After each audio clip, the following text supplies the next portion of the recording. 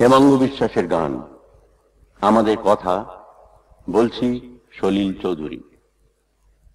ভারতের পূর্বাঞ্চল জুড়ে হেমাঙ্গ বিশ্বাস এমন একটি নাম যা কারো কাছে পরিচিতির অপেক্ষা রাখে না।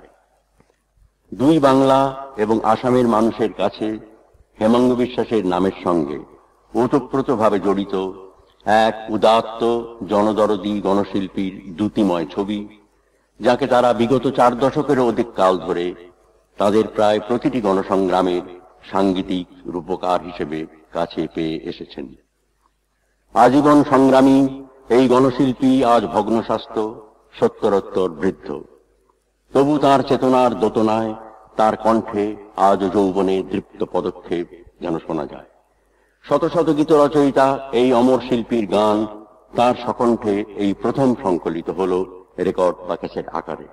এই কাজ করতে পারার জন্য সেন্টার অব মিউজিক রিসার্চ আজ সত্যিই গর্বিত এবং ধন্য। আমরা তার দীর্ঘ সঙ্গীত জীবন কামনা করি।